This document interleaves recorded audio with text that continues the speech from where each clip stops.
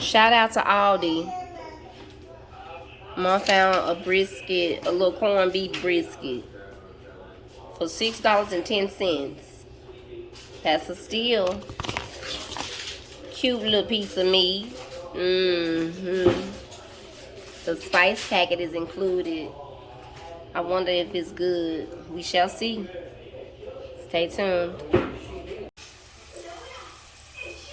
This is all that's left of that corned beef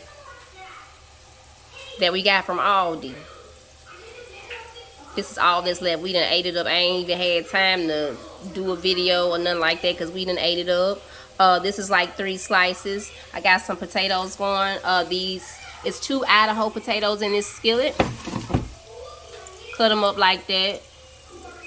Now I'm about to put some garlic and onion on there. Y'all, I'm using some of these green onions from my dad's house. I cut some up and froze them. This is gonna be real tasty. Onions going in. We don't need too much. About like that. Fresh garlic off the garlic press. Y'all, this is some good stuff right here. Get that screenshot. Bow. That complete seasoning. It's the only seasoning I'm going to be using for this recipe.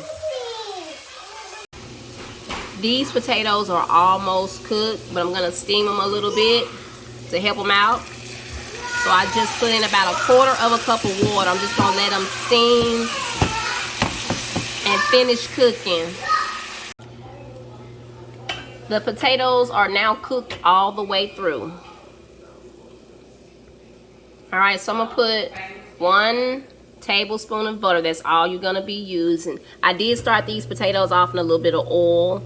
But potatoes can handle all of that flavor. So I got the butter in there. I'm going to let that melt down. Okay, so the butter is melted. So now I'm just going to put the corned beef in here.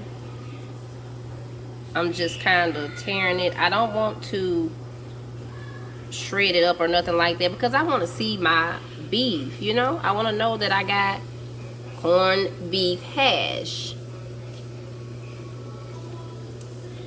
But this is for only 2 servings. 1 for me, 1 for my mom. So now I'm going to let this heat up a little bit. And put the top back on it. And that's another thing, y'all. In this recipe, you don't need any extra salt because the corned beef is already seasoned. It's already salty, so that's why I only seasoned the potatoes with a little bit of complete seasoning.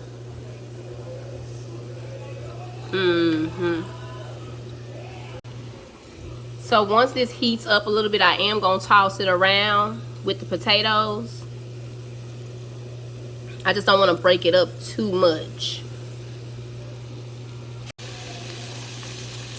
Okay, now I'm just going to toss, hold on, I'm just going to toss the meat around just a little bit, let it get some of that flavor and let it combine with those potatoes and all of that good seasoning, you know. So I moved the potatoes and stuff over, and I'm going to put the eggs on this side of the skillet. Got the eggs on there. I'm going to put just a little bit of Badia on the eggs. Not too much, just a little bit.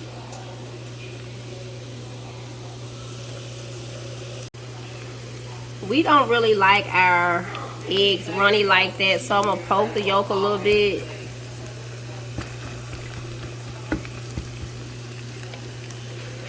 I'm gonna kind of move it over a little bit.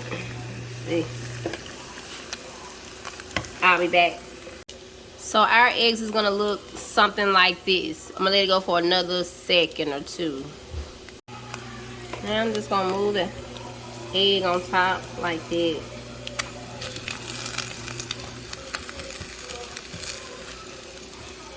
You guys, there's so many ways you can do the egg There's so many ways you can do the egg portion of this. If you like it running, you can leave it running, but it won't get down like that. I'm going to turn the heat off and just cover this up for another minute. You guys, I'm getting ready to dig in. This is the finished product. So good, so good. Thanks for watching.